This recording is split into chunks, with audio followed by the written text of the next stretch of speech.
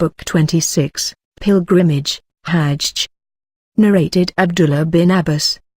Al-Fadl, his brother, was riding behind Allah's apostle, and a woman from the tribe of Khutham came, and Al-Fadl started looking at her and she started looking at him.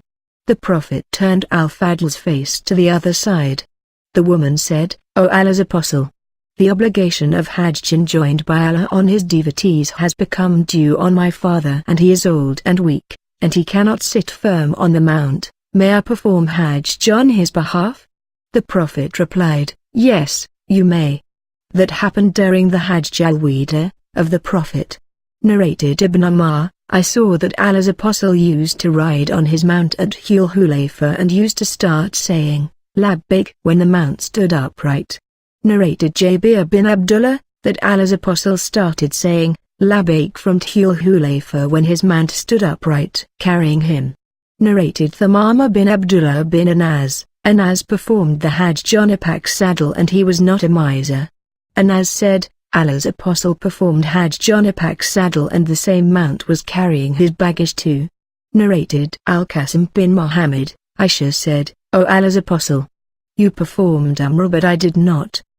He said, "O Abd al-Rahman, go along with your sister and let her perform Umrah from Tanim." Abd al-Rahman made her ride over the pack saddle of a she-camel and she performed Umrah. Narrated Abu Hurairah, the Prophet was asked, "Which is the best deed?" He said, "To believe in Allah and his apostle." He was then asked, "Which is the next, in goodness?" He said, "To participate in jihad in Allah's cause." He was then asked, "Which is the next?" He said, "To perform Hajj Umrah." Narrated Aisha, the mother of the faithful believers, I said, "O Allah's apostle, we consider jihad as the best deed." The Prophet said, "The best jihad, for women, is Hajj Umrah."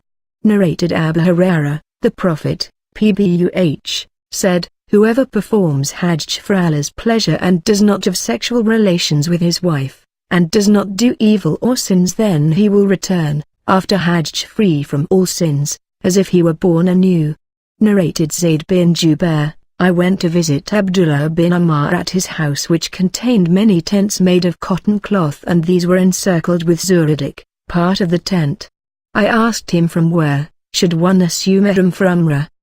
He said, Allah's apostle had fixed as Miqat, singular of Muwaqit, Khan for the people of Najd, Dhul Hulayfa for the people of Medina, and Al-Jufa for the people of Sham. Narrated Ibn Abbas, the people of Yemen used to come for Hajj and used not to bring enough provisions with them and used to say that they depend on Allah. On their arrival in Medina they used to beg the people, and so Allah revealed, "And take a provision, with you, for the journey, but the best provision is the fear of Allah." 2.197. Narrated Ibn Abbas, Allah's apostle, Pbuh, made Dhul Hulayfa as the Miqat for the people of Medina, Al-Jufa for the people of Sham, Khan al-Manatsil for the people of Najd, and Yalamlam for the people of Yemen, and these Mawaqit are for the people at those very places, and besides them for those who come through those places with the intention of performing Hajj and Umrah, and whoever is living within these boundaries can assume ihram from the place he starts, and the people of Mecca can assume ihram from Mecca. Narrated Nafi, Abdullah bin Umar said, Allah's apostle said, "The people of Medina should assume ihram from Dhul Hulayfa, the people of Sham from Al-Jufa, and the people of Najd from Khan." And Abdullah added, "I was informed that Allah's apostle had said, the people of Yemen should assume ihram from Yalamlam." Narrated Ibn Abbas, Allah's apostle had fixed Dhul Hulayfa as the Miqat for the people of Medina, Al-Jufa for the people of Sham, and Khan al-Manatsil for the people of Najd, and Yalamlam for the people of Yemen. So, these, above mentioned, are the Mawaqit for all those living at those places, and besides them for those who come through those places with the intention of performing Hajj and Umrah, and whoever lives within these places should assume ihram from his dwelling place, and similarly the people of Mecca can assume ihram from Mecca. Narrated Salim from his father who said, the Prophet had fixed the Mawaqit as follows, number 603. Narrated Salim bin Abdullah from his father, I heard Allah's apostle saying, the Miqat for the people of Medina is Dhul Hulayfa, for the people of Sham is Mahita, that is Al-Jufa, and for the people of Najd is Khan. And said Ibn Umar, they claim, but I did not hear personally, that the Prophet said, the Makkah for the people of Yemen is Yalamlam. Narrated Ibn Abbas, the Prophet fixed Dhul Hulayfa as the Makkah for the people of Medina, Al-Jaffa, for the people of Sham, Yalamlam for the people of Yemen, and Khan for the people of Najd. And these Muwakkilat are for those living at those very places, and besides them for those who come through those places with the intention of performing Hajj and Umrah, and whoever is living inside these places can assume Rum from his own dwelling place, and the people of Mecca can assume Rum from Mecca.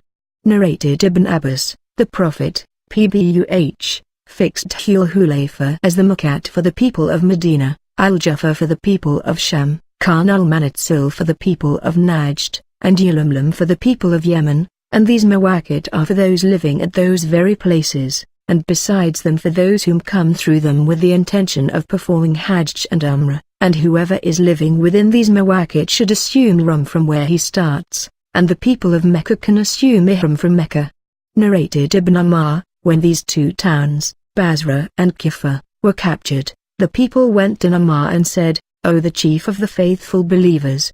The Prophet fixed Khan as the Makkah for the people of Najd, it is beyond our way and it is difficult for us to pass through it. He said, take as your Makkah a place situated opposite to Khan on your usual way. So, he fixed Data as their Makkah. Narrated Nafi, Abdullah bin Umar said, Allah's apostle made his camel sit, that as he dismounted, at Al-Baytha in Dhul Hulayfa and offered the prayer. Abdullah bin Umar used to do the same. Narrated Ibn Umar, Allah's apostle used to go, for Hajj, via Ash-Shajara way and return via Mara's way, and no doubt, whenever Allah's apostle went to Mecca, he used to offer the prayer in the mosque of Ash-Shajara, and on his return, he used to offer the prayer at Dhul Hulayfa in the middle of the valley, and pass the night there till morning. Narrated Umar, in the valley of Al-Akik I heard Allah's apostle saying, tonight a messenger came to me from my Lord and asked me to pray in this blessed valley and to assume Ihram for Hajj and Umrah together. Narrated Musa bin Uqba, Salim bin Abdullah's father said, the Prophet said that while resting in the bottom of the valley at Muraz in Dhul Hulayfa, he had been addressed in a dream, you are verily in a blessed valley. Salim made us to dismount from our camels at the place where Abdullah used to dismount, aiming at the place where Allah's apostle had rested, and it was below the mosque situated in the middle of the valley in between them, the residence, and the road. Narrated Said bin Jubair, Ibn Umar used to oil his hair. I told that to Ibrahim who said, what do you think about this statement? Narrated Aswad from Aisha, as if I were now observing the glitter of the scent in the parting of the hair of the Prophet while he was murim. Narrated Aisha, the wife of the Prophet, Pbuh, I used to send Allah's apostle when he wanted to assume Ihram and also on finishing Ihram before the Tawaf round the Kaaba, Tawaf al-Ifada. Narrated Salim from his father, I heard that Allah's apostle assumed Ihram with his hair matted together. Narrated Salim bin Abdullah, I heard my father saying, never did Allah's apostle assume Ihram except at the mosque, that is, at the mosque of Dhul Hulayfa. Narrated Abdullah bin Umar, a man asked, O Allah's apostle, what kind of clothes should a muhrim wear? Allah's apostle replied, he should not wear a shirt, a turban, trousers, a head cloak or leather socks except if he can find no slippers. He then may wear leather socks after cutting off what might cover the ankles. And he should not wear clothes which are scented with saffron or wars, kinds of perfumes. Narrated Ubaydullah bin Abdullah, Ibn Abbas said, Usama rode behind Allah's apostle from Arafat to Al-Muzdalifah, and then Al-Fadl rode behind Allah's apostle from Al-Muzdalifah to Mina. Ibn Abbas added, both of them said, the Prophet kept on reciting Talbiyah till he did the Rami of Jamrat al-Aqaba. Narrated Abdullah bin Abbas, the Prophet with his companions started from Medina after combing and oiling his hair and putting on 2 sheets of ihram, upper body cover and waist cover. He did not forbid anyone to wear any kind of sheets except the ones colored with saffron because they may leave the scent on the skin. And so in the early morning, the Prophet mounted his mount while in Dhul Hulayfa and set out till they reached Beda, where he and his companions recited Talbiyah, And then they did the ceremony of taqlid, which means to put the colored garlands around the necks of the badn, camels for sacrifice. And all that happened on the 25th of Dhul-Hijjah day. And when he reached Mecca on the 4th of Dhul-Hijjah he performed the tawaf round the Kaaba and performed the tawaf between Safa and Marwa. And as he had a badana and had garlanded it, he did not finish his ihram. He proceeded towards the highest places of Mecca near Al-Hujun, and he was assuming the ihram for Hajj and did not go near the Kaaba after he performed tawaf round it, till he returned from Arafat. Then he ordered his companions to perform the tawaf round the Kaaba and then the tawaf of Safa and Marwa, and to cut short the hair of their heads and to finish their ihram. And that was only for those people who had not garlanded badn. Those who had their wives with them were permitted to contact them, have sexual intercourse, and similarly perfume and ordinary clothes were permissible for them. Narrated Anas bin Malik, the Prophet offered 4 rakat in Medina and then 2 rakat at Dhul-Hulayfa and then passed the night at Dhul-Hulayfa till it was morning, and when he mounted his mount and it stood up, he started to recite Talbiyah. Narrated Abu Qilaba, Anas bin Malik said, the Prophet offered 4 rakat of their Zuhr prayer in Medina and 2 rakat of Asr prayer at Dhul-Hulayfa. I think that the Prophet passed the night there till morning. Narrated Anas, the Prophet offered 4 rakat of their Zuhr prayer in Medina and 2 rakat of the Asr prayer in Dhul-Hulayfa, and I heard them, the companions of the Prophet, reciting Talbiyah together loudly to the extent of shouting. Narrated Abdullah bin Amr, the Talbiyah of Allah's Apostle was, Labbaik Allahumma labbaik, labbaik la sharika laka labbaik, inna alhamda wa nimata laka wa mulka, la sharika laka. I respond to your call, O Allah, I respond to your call, and I am obedient to your orders, you have no partner. I respond to your call, all the praises and blessings are for you, all the sovereignty is for you, and you have no partners with you. Narrated Aisha, I know how the Prophet used to say, Talbiyah, and it was, Labbaik Allahumma labbaik, labbaik la sharika laka labbaik, inna alhamda wa nimata laka wa mulka, la sharika laka. Narrated Anas bin Malik, Allah's Apostle offered 4 rakat of Zuhr prayer at Medina and we were in his company, and 2 rakat of the Asr prayer at Dhul-Hulayfa and then passed the night there till it was dawn. Then he rode, and when he reached Al-Bada, he praised and glorified Allah and said Takbir, that is Alhamdulillah and Subhanallah 1 and Allahu Akbar. Then he and the people along with him recited Talbiyah with the intention of performing Hajj and Umrah. When we reached Mecca, he ordered us to finish the Umrah. After performing the Umrah, only those who had no hadi, animal for sacrifice, with them were asked to do so, till the day of Tarwiyah, that is 8th Dhul-Hijjah, when they assumed the Ihram for Hajj. The Prophet sacrificed many camels, slaughtering them with his own hands while standing. While Allah's Apostle was in Medina he sacrificed 2 horned rams, black and white in color, in the name of Allah. Narrated Ibn Ammar, the Prophet, Pbuh, recited Talbiyah when he had mounted his mount and was ready to set out. Narrated Nafi, whenever Ibn Ammar intended to go to Mecca he used to oil himself with a sort of oil that had no pleasant smell, then he would go to the mosque of Al-Hulayta and offer the prayer, and then ride. When he mounted well on his mount and the mount stood up straight, he would proclaim the intention of assuming ihram, and he used to say that he had seen the Prophet doing the same. Narrated Mujahid, I was in the company of Ibn Abbas and the people talked about Ad-Dajjal and said, Ad-Dajjal will come with the word kafir, non-believer, written in between his eyes. On that Ibn Abbas said, I have not heard this from the Prophet, but I heard him saying, as if I saw Moses just now entering the valley reciting Talbiyah. Narrated Aisha, the wife of the Prophet, Pbuh, we set out with the Prophet in his last Hajj and we assumed ihram for Umrah. The Prophet then said, whoever has the hadi with him should assume ihram for Hajj along with Umrah and should not finish the ihram till he finishes both. I was menstruating when I reached Mecca, and so I neither did tawaf round the Kaaba nor tawaf between Safa and Marwa. I complained about that to the Prophet, on which he replied, undo and comb your head hair, and assume ihram for Hajj only, and leave the Umrah. So, I did so. When we had performed the Hajj, the Prophet sent me with my brother Abdurrahman bin Abu Bakr to Tanim. So I performed the Umrah. The Prophet said to me, this Umrah is instead of your missed one. Those who had assumed Ihram for Umrah, Hajjat Tamatu, performed Tawaf round the Kaaba and between Safa and Marwa and then finished their Ihram. After returning from Mina, they performed another Tawaf, between Safa and Marwa. Those who had assumed Ihram for Hajj and Umrah together, Hajj al-Quran, performed only one Tawaf, between Safa and Marwa.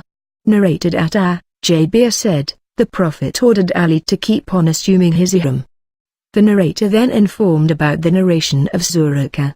Narrated Anas bin Malik, Ali came to the Prophet, Pbuh, from Yemen, to Mecca. The Prophet asked Ali, with what intention have you assumed Ihram? Ali replied, I have assumed Ihram with the same intention as that of the Prophet. The Prophet said, if I had not the Hadi with me I would have finished the Ihram. Muhammad bin Bakr narrated extra from Ibn Jarraj, the Prophet said to Ali, with what intention have you assumed the Ihram, O Ali? He replied, with the same intention as that of the Prophet. The Prophet said, have a Hadi and keep your Ihram as it is. Narrated Abu Musa, the Prophet sent me to some people in Yemen and when I returned, I found him at Al-Baytha. He asked me, with what intention have you assumed the Ihram, that is for Hajj or for Umrah or for both? I replied, I have assumed Ihram with an intention like that of the Prophet. He asked, have you a Hadi with you? I replied in the negative. He ordered me to perform Tawaf round the Kaaba and between Safa and Marwa and then to finish my Ihram.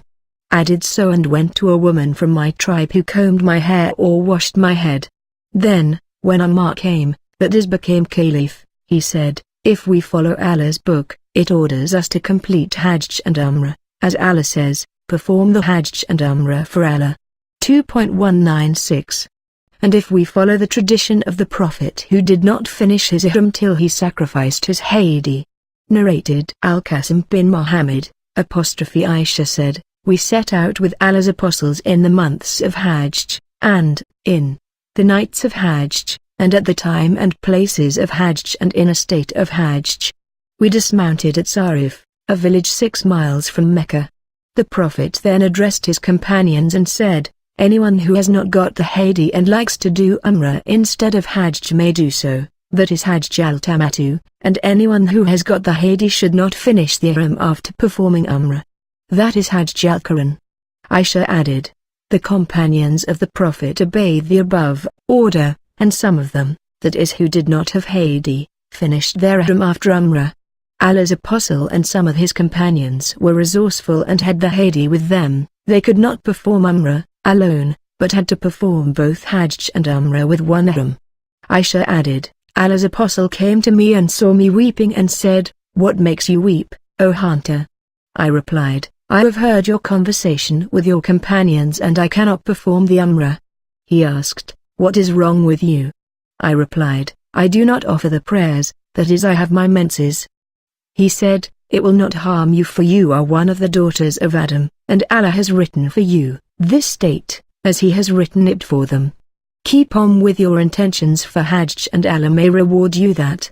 Aisha further added, then we proceeded for Hajj till we reached Mina and I became clean from my menses. Then I went out from Mina and performed Tawaf round the Kaaba. Aisha added, I went along with the Prophet in his final departure, from Hajj, till he dismounted at Al-Muhasab, a valley outside Mecca, and we too, dismounted with him. He called Abdurrahman bin Abu Bakr and said to him, take your sister outside the sanctuary of Mecca and let her assume Ihram for Umrah, and when you had finished Umrah, return to this place and I will wait for you both till you both return to me. Aisha added, so we went out of the sanctuary of Mecca and after finishing from the Umrah and the Tawaf we returned to the Prophet at dawn. He said, have you performed the Umrah? We replied in the affirmative. So he announced the departure amongst his companions and the people set out for the journey, and the Prophet, too, left for Medina. Narrated Al-Aswad, Aisha said, we went out with the Prophet, from Medina, with the intention of performing Hajj only, and when we reached Mecca we performed tawaf round the Kaaba, and then the Prophet ordered those who had not driven the Hadi along with them to finish their ihram. So the people who had not driven the Hadi along with them finished their ihram. The Prophet's wives, too, had not driven the Hadi with them, so they too finished their ihram. Aisha added, I got my menses and could not perform tawaf round the Kaaba. So when it was the night of Hasbah, that is when we stopped at Al-Muhasab, I said, O Allah's Apostle, everyone is returning after performing Hajj and Umrah, but I am returning after performing Hajj only. He said, didn't you perform tawaf round the Kaaba the night we reached Mecca? I replied in the negative. He said, go with your brother to Tanam and assume the ihram for Umrah, and after performing it, come back to such and such a place. On that Safiya said, I feel that I will detain you all. The Prophet said, O Akrahalka, didn't you perform tawaf of the Kaaba on the day of sacrifice? That is tawaf al-ifada. Safiya replied in the affirmative. He said, to Safiya, there is no harm for you to proceed on with us. Aisha added, after returning from Umrah, the Prophet met me while he was ascending from Mecca, and I was descending to it, or I was ascending and he was descending. Narrated Aisha, we set out with Allah's apostles to Mecca in the year of the Prophet's last Hajj. Some of us had assumed ihram for Umrah only, some for both Hajj and Umrah, and others for Hajj only. Allah's apostle assumed ihram for Hajj. So whoever had assumed ihram for Hajj or for both Hajj and Umrah did not finish the ihram till the day of sacrifice. See Hadith number 631, 636, and 639. Narrated Marwan bin al-Hakam, I saw Uthman and Ali. Uthman used to forbid people to perform Hajj at-Tamattu and Hajj al-Quran, Hajj and Umrah together, and when Ali saw this act of Uthman, he assumed ihram for Hajj and Umrah together, saying, Labbaik for Umrah and Hajj, and said, I will not leave the tradition of the Prophet on the saying of somebody. Narrated Ibn Abbas, the people of the pre-Islamic period used to think that to perform Umrah during the months of Hajj was one of the major sins on earth, and also used to consider the month of Safar as a forbidden, that is sacred, month, and they used to say, when the wounds of the camel's back heal up, after they return from Hajj, and the signs of those wounds vanish and the month of Safar passes away, then, at that time, Umrah is permissible for the one who wishes to perform it. In the morning of the 4th of Dhul-Hijjah, the Prophet and his companions reached Mecca, assuming ihram for Hajj, and he ordered his companions to make their intentions of the ihram for Umrah only, instead of Hajj, so they considered his order as something great and were puzzled, and said, O Allah's Apostle, what kind of finishing of ihram is allowed? The Prophet replied, finish the ihram completely like a non-muhrim, you are allowed everything. Narrated Abu Musa came to the Prophet from Yemen and was assuming ihram for Hajj, and he ordered me to finish the ihram after performing the Umrah. Narrated Ibn Ammar, Hafsa the wife of the Prophet said, O Allah's Apostle, why have the people finished their ihram after performing Umrah but you have not finished your ihram after performing Umrah? He replied, I have matted my hair and garlanded my Hadi. So I will not finish my ihram till I have slaughtered my Hadi. Narrated Shubba, Abu Jamra Naz bin Imran ad-Dubai said, I intended to perform Hajj at Tamattu and the people advised me not to do so. I asked Ibn Abbas regarding it and he ordered me to perform Hajj at Tamattu. Later I saw in a dream someone saying to me, Hajj Umrah, Hajj performed in accordance with the Prophet's tradition without committing sins and accepted by Allah, and an accepted Umrah. So I told that dream to Ibn Abbas. He said, this is the tradition of Abu al-Qasim. Then he said to me, stay with me and I shall give you a portion of my property. I, Shubba, asked, why did he invite you? He, Abu Jamra, said, because of the dream which I had seen. Narrated Abu Shihab, I left for Mecca for Hajj at Tamattu assuming ihram for Umrah. I reached Mecca 3 days before the day of Tarwiyah, 8th Dhul-Hijjah. Some people of Mecca said to me, your Hajj will be like the Hajj performed by the people of Mecca, that is you will lose the superiority of assuming ihram from the Miqat. So I went to asking him his view about it.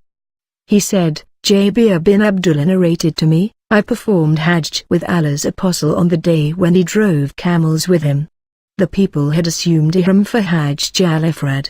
The Prophet ordered them to finish their ihram after tawaf round the Kaaba, and between Safa and Marwa, and to cut short their hair and then to stay there, in Mecca, as non-muhrims till the day of Tarwiyah, that is 8th of Dhul-Hijjah, when they would assume ihram for Hajj, and they were ordered to make the ihram with which they had come as for Umrah only. They asked, how can we make it Umrah, Tamattu, as we have intended to perform Hajj? The Prophet said, do what I have ordered you. Had I not brought the Hadi with me, I would have done the same, but I cannot finish my ihram till the Hadi reaches its destination, that is slaughtered. So, they did what he ordered them to do. Narrated said bin al-Musayyab, Ali and Uthman differed regarding Hajj at Tamattu while they were at Usfan, a familiar place near Mecca. Ali said, I see you want to forbid people to do a thing that the Prophet did. When Ali saw that, he assumed ihram for both Hajj and Umrah. Narrated Jabir bin Abdullah, we came with Allah's apostle to Mecca, and we were saying, Labbaik Allahumma labbaik for Hajj. Allah's apostle ordered us to perform Umrah with that ihram, instead of Hajj. Narrated Imran, we performed Hajj at Tamattu in the lifetime of Allah's apostle, and then the Quran was revealed regarding Hajj at Tamattu, and somebody said what he wished regarding Hajj at Tamattu, according his own opinion.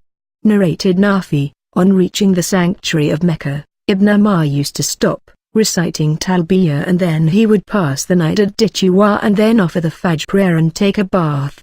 He used to say that the Prophet used to do the same. Narrated Nafi, Ibn Umar said, the Prophet passed the night at Ditwa till it was dawn and then he entered Mecca. Ibn Umar used to do the same.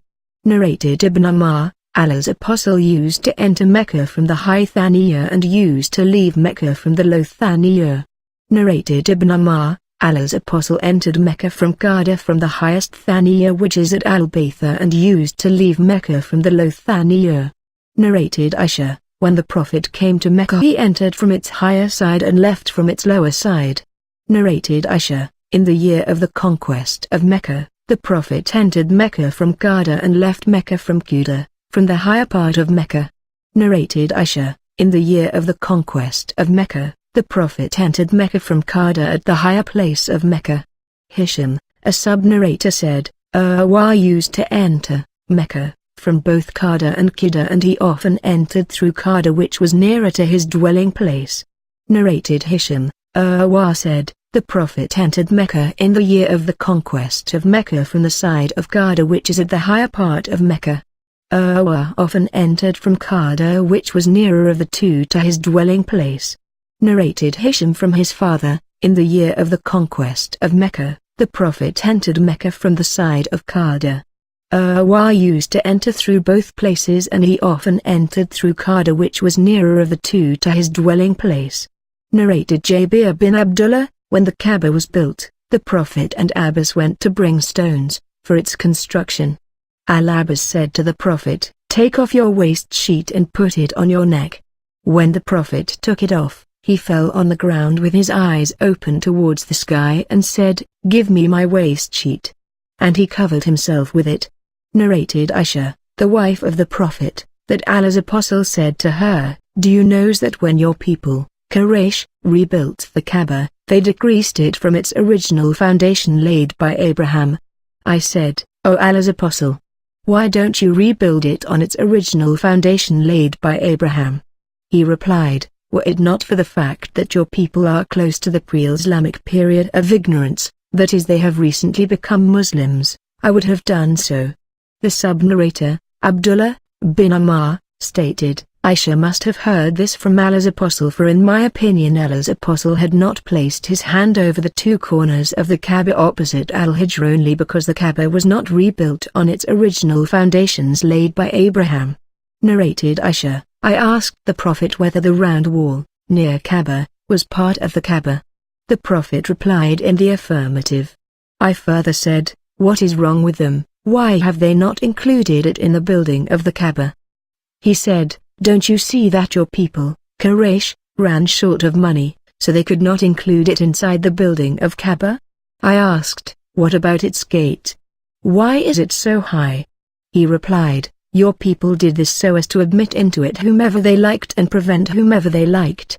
Were your people not close to the pre-Islamic period of ignorance, that is they have recently embraced Islam, and were I not afraid that they would dislike it, surely I would have included their area of the wall inside the building of the Kaaba, and I would have lowered its gate to the level of the ground.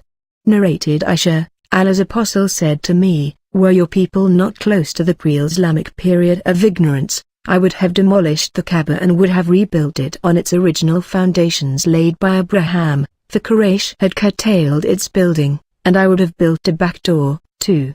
Narrated Yazid bin Ruman from Marwa, Aisha said that the Prophet said to her, O Aisha, were your nation not close to the pre-Islamic period of ignorance, I would have had the Kaaba demolished and would have included in it the portion which had been left, and would have made it at a level with the ground and would have made 2 doors for it, one towards the east and the other towards the west, and then by doing this it would have been built on the foundations laid by Abraham. That was what urged Ibn az-Zubayr to demolish the Kaaba. Jaz said, I saw Ibn az-Zubayr when he demolished and rebuilt the Kaaba and included in it a portion of Al-Hijr, the unroofed portion of Kaaba which is at present in the form of a compound towards the northwest of the Kaaba. I saw the original foundations of Abraham which were of stones resembling the humps of camels. So Jarir asked Yazid, where was the place of those stones? Jaz said, I will just now show it to you. So Jarir accompanied Yazid and entered Al-Hijr, and Jaz pointed to a place and said, here it is. Jarir said, it appeared to me about 6 cubits from Al-Hijr or so.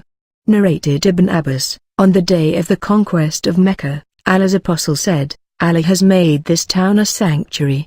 Its thorny bushes should not be cut, its game should not be chased, and its fallen things should not be picked up except by one who would announce it publicly.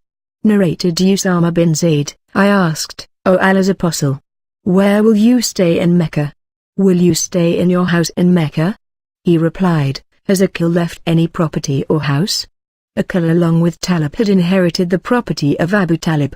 Jafar and Ali did not inherit anything as they were Muslims and the other 2 were non-believers.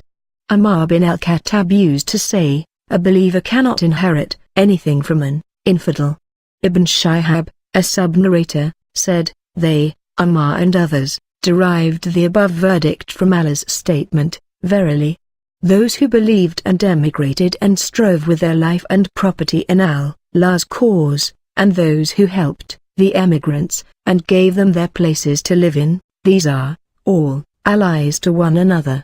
8.72 Narrated Abu Hurairah, when Allah's Apostle intended to enter Mecca, he said, our destination tomorrow, if Allah wished, will be Kayf Bani Kinana where, the pagans, have taken the oath of Kufr against the Prophet, that is to be loyal to heathenism by boycotting Bani Hashim, the Prophet's folk. See Hadith number 221 volume 5. Narrated Abu Hurairah, on the day of Nahr ad-Mina, the Prophet said, tomorrow we shall stay at Kayf Bani Kinana where the pagans had taken the oath of Kufr, heathenism.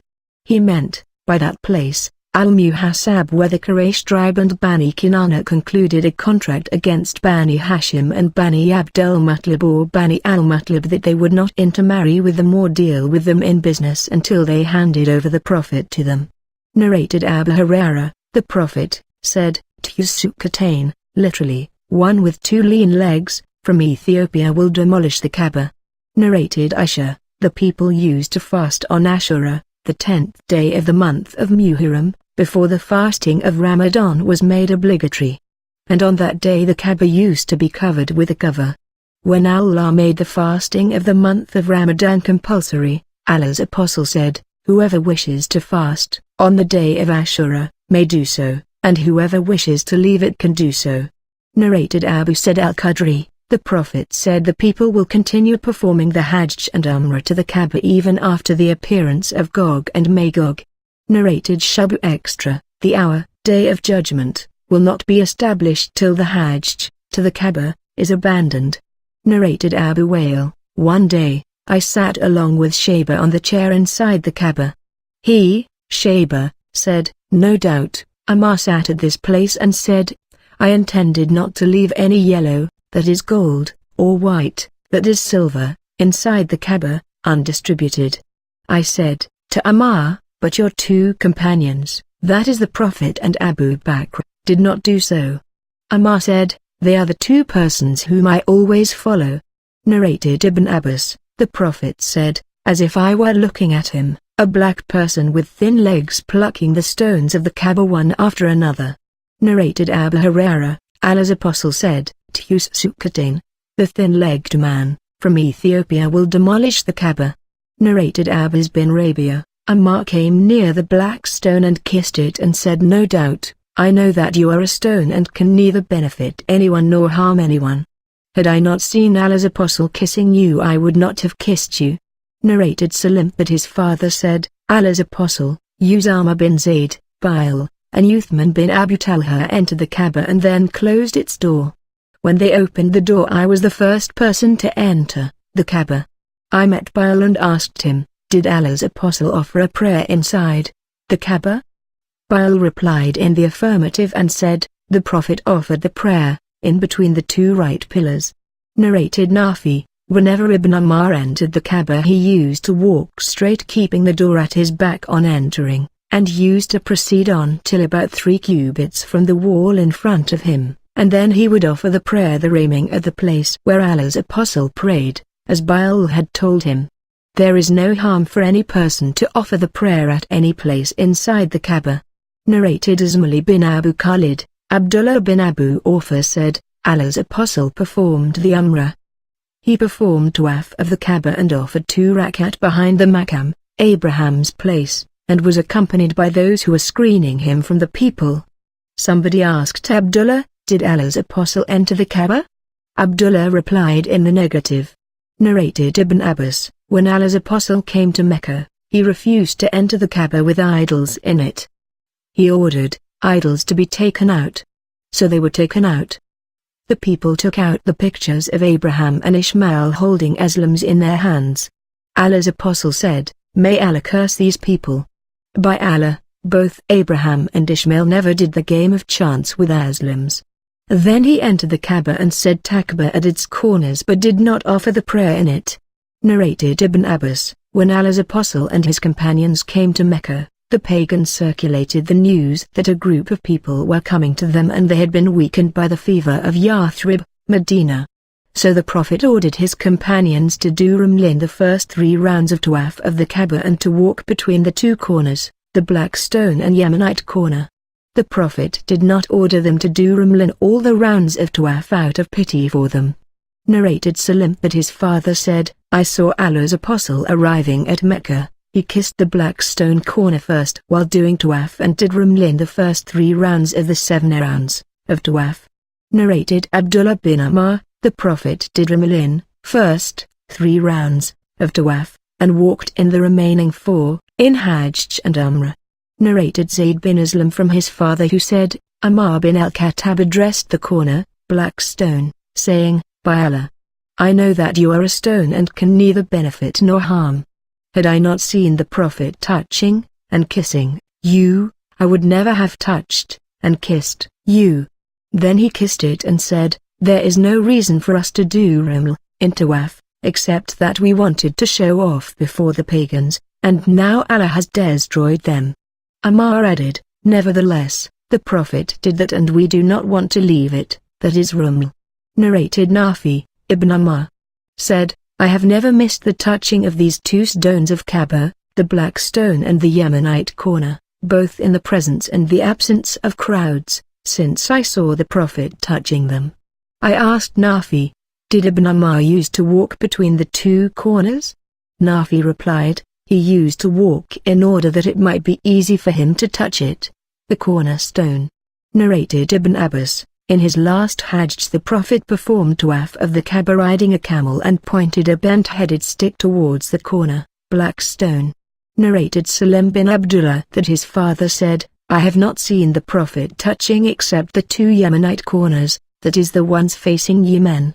Narrated Zayd bin Aslam that his father said, I saw Ammar bin al-Khattab kissing the Black Stone and he then said, to it, had I not seen Allah's apostle kissing you, stone, I would not have kissed you. Narrated as Zubair bin Arabi, a man asked Ibn Umar about the touching of the black stone. Ibn Umar said, I saw Allah's apostle touching and kissing it. The questioner said, but if there were a throng, much rush, round the Kaaba and the people overpowered me, what would I do? He replied angrily, stay in Yemen, as that man was from Yemen. I saw Allah's apostle touching and kissing it. Narrated Ibn Abbas, the Prophet performed tawaf of the Kaaba while riding a camel, and whenever he came in front of the corner, he pointed towards it, with something. Narrated Ibn Abbas, the Prophet performed tawaf of the Kaaba riding a camel, and every time he came in front of the corner, having the black stone, he pointed towards it with something he had with him and said Takbir. Narrated Aisha said, the first thing the Prophet did on reaching Mecca, was the ablution, and then he performed tawaf of the Kaaba, and that was not Umrah alone, but Hajj al-Quran. Added, later Abu Bakr and Umar did the same in their Hajj. And I performed the Hajj with my father as Zubair, and the first thing he did was tawaf of the Kaaba. Later I saw the Muhajirin, emigrants, and the Ansar doing the same. My mother, Isma, told me that she, her sister, Aisha, as Zubair and such persons assumed ihram for Umrah, and after they passed their hands over the black stone corner of the Kaaba, they finished the ihram. That is after doing tawaf of the Kaaba and sa'i between Safa and Marwa. Narrated Abdullah bin Umar, when Allah's apostle performed tawaf of the Kaaba for Hajj or Umrah, he used to do raml during the first 3 rounds, and in the last 4 rounds he used to walk. Then after the tawaf he used to offer 2 rakat and then performed tawaf between Safa and Marwa. Narrated Ibn Umar, when the Prophet performed the tawaf of the Kaaba, he did raml during the first 3 rounds, and in the last 4 rounds he used to walk, and while doing tawaf between Safa and Marwa, he used to run in the midst of the rainwater passage. Narrated Salama, the wife of the Prophet, I informed Allah's apostle that I was ill. So he said, perform the tawaf while riding behind the people. I did so, and at that time the Prophet was praying beside the Kaaba and reciting Surat at-Tur. Narrated Ibn Abbas, while the Prophet was performing tawaf of the Kaaba, he passed by a person who had tied his hands to another person with a rope or string or something like that. The Prophet cut it with his own hands and said, lead him by the hand. Narrated Ibn Abbas, the Prophet saw a man performing tawaf of the Kaaba tied with a string or something else. So the Prophet cut that string. Narrated Abu Hurairah, in the year prior to the last Hajj of the Prophet, when Allah's apostle made Abu Bakr the leader of the pilgrims, the latter, Abu Bakr, sent me in the company of a group of people to make a public announcement, no pagan is allowed to perform Hajj after this year, and no naked person is allowed to perform tawaf of the Kaaba. See Hadith number 365 Volume 1. Narrated we asked Ibn Umar, may a man have sexual relations with his wife during the Umrah before performing tawaf between Safa and Marwa? He said, Allah's apostle arrived in Mecca, and circumambulated the Kaaba 7 times, then offered 2 rakat behind Maqam Ibrahim, the station of Abraham, then performed tawaf between Safa and Marwa. Ibn Umar added, verily, in Allah's apostle you have a good example. And I asked Jabir bin Abdullah the same question, and he replied, you should not go near your wives, have sexual relations, till you have finished tawaf between Safa and Marwa. Narrated Ibn Abbas, the Prophet arrived at Mecca and performed tawaf of the Kaaba and sa'i between Safa and Marwa, but he did not go near the Kaaba after his tawaf till he returned from Arafat. Narrated Salama, the wife of the Prophet, I informed Allah's apostle about my illness. Through other subnarrators, Salama narrated that when Allah's apostle was at Mecca and had just decided to leave Mecca, while she had not yet done tawaf of the Kaaba, and after listening to her, the Prophet said, when the morning prayer is established, perform the tawaf on your camel while the people are in prayer. So she did the same and did not offer the 2 rakat of tawaf until she came out of the mosque. Narrated Ibn Umar, the Prophet reached Mecca, circumambulated the Kaaba 7 times and then offered a 2 rakat prayer behind Maqam Ibrahim. Then he went towards the Safa. Allah has said, verily, in Allah's apostle you have a good example.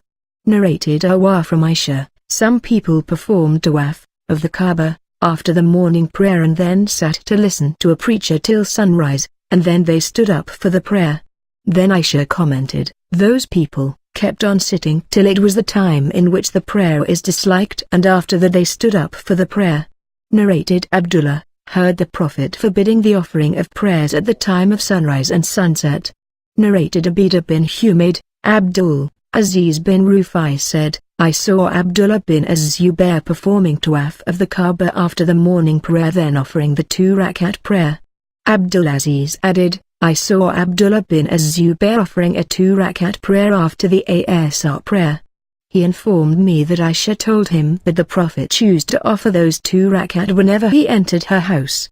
Narrated Ibn Abbas, Allah's apostle performed tawaf of the Kaaba, ending a camel. At that time the Prophet had foot injury. Whenever he came to the corner, having the black stone, he would point out towards it with a thing in his hand and say, Allahu Akbar.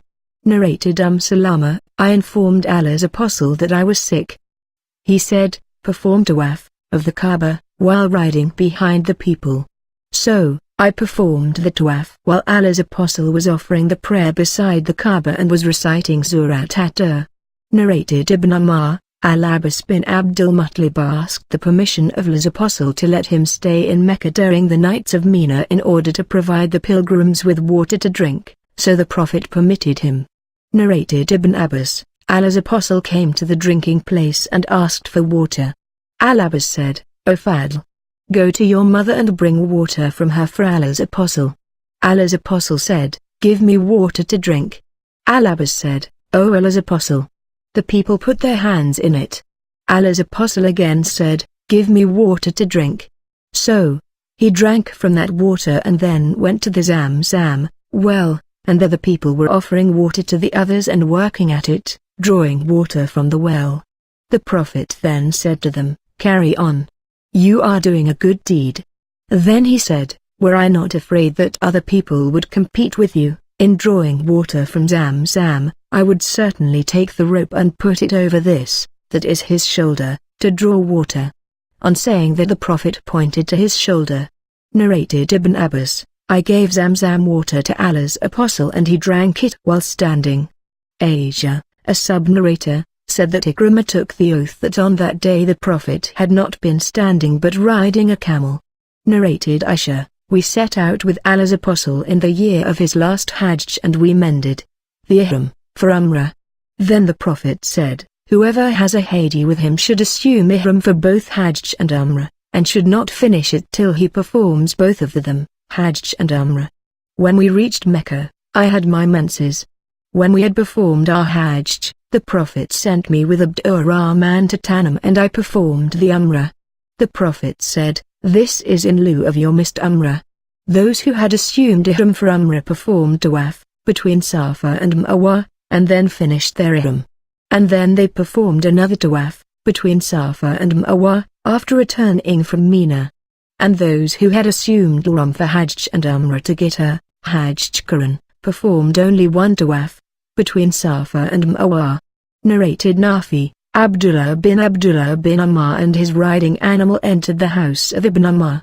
He, the son of Ibn Ammar, said, I fear that this year a battle might take place between the people and you might be prevented from going to the Kaaba. I suggest that you should stay here. Ibn Ammar said, once Allah's apostle set out for the pilgrimage, and the pagans of Quraysh intervened between him and the Kaaba. So, if the people intervened between me and the Kaaba, I would do the same as Allah's apostle had done. Verily, in Allah's apostle you have a good example.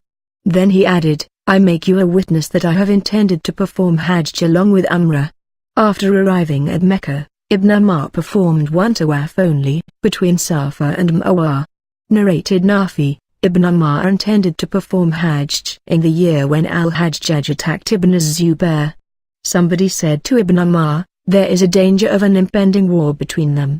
Ibn Ammar said, verily, in Allah's apostle you have a good example. And if it happened as you say, then I would do the same as Allah's apostle had done. I make you witness that I have decided to perform Umrah. Then he set out, and when he reached Al-Baidah, he said, "The ceremonies of both Hajj and Umrah are similar. I make you witness that I have made Hajj compulsory for me along with Umrah."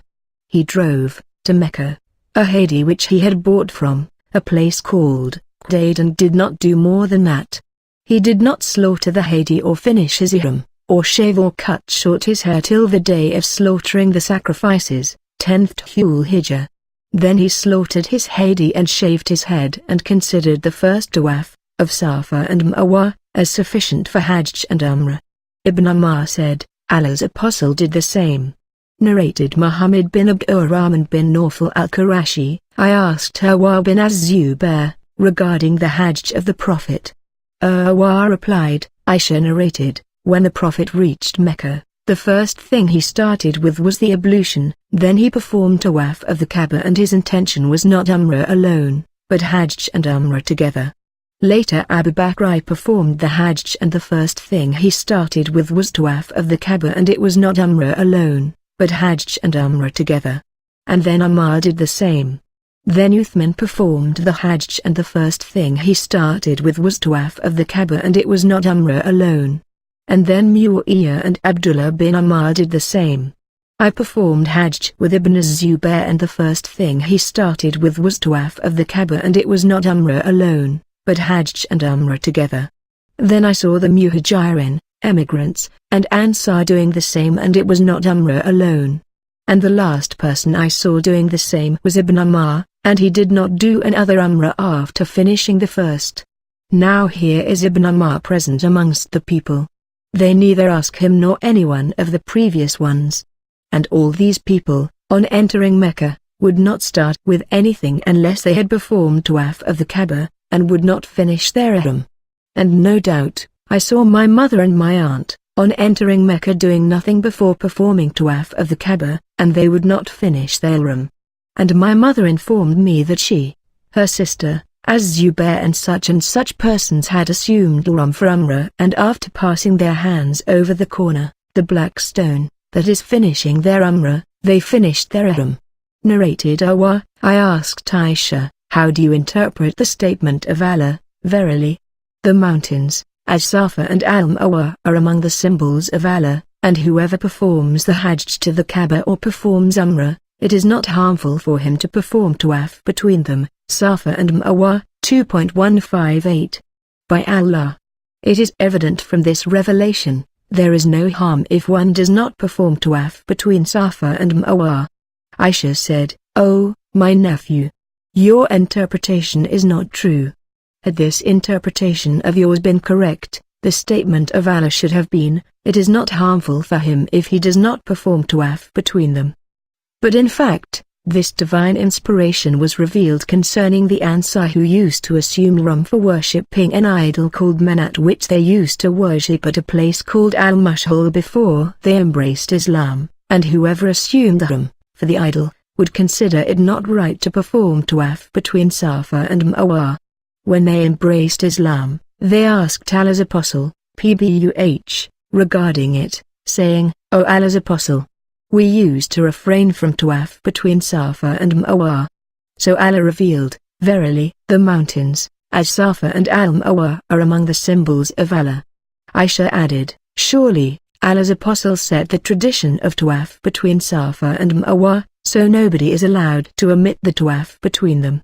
Later on Urwa told Abu Bakr bin Abdurrahman of Aisha's narration, and he said, I have not heard of such information, but I heard learned men saying that all the people, except those whom Aisha mentioned and who used to assume ihram for the sake of Manat, used to perform tawaf between Safa and Marwa.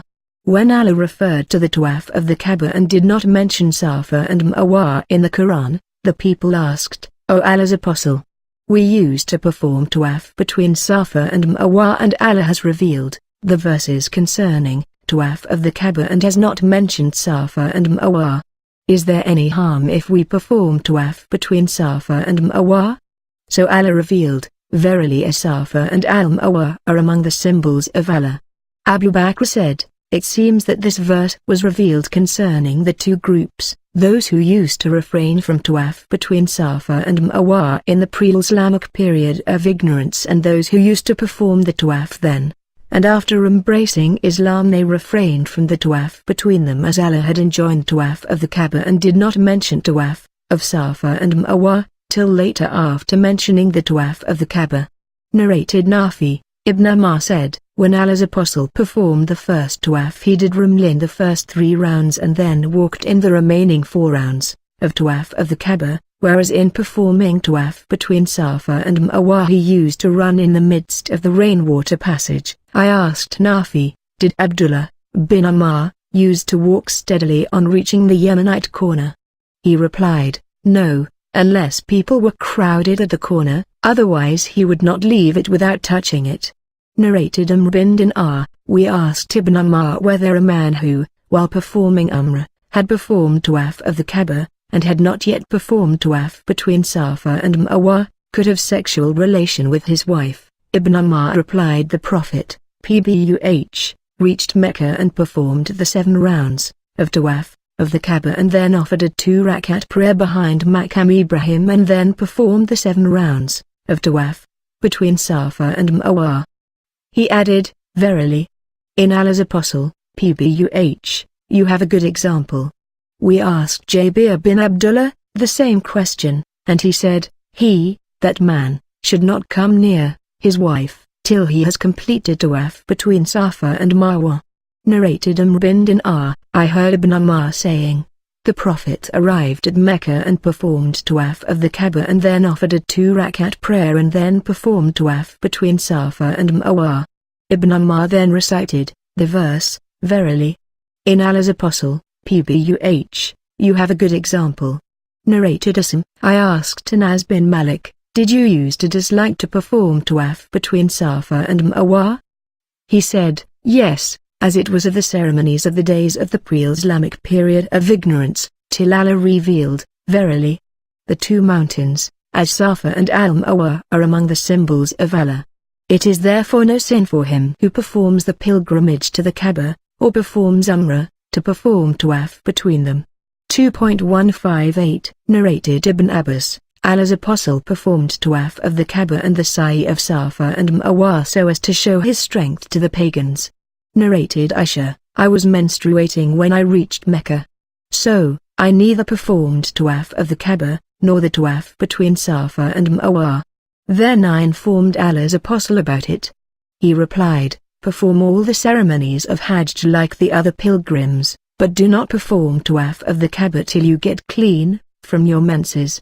Narrated Jabir bin Abdullah, the Prophet and his companions assumed ihram for Hajj and none except the Prophet, Pbuh, and Talha had the hadi, sacrifice, with them.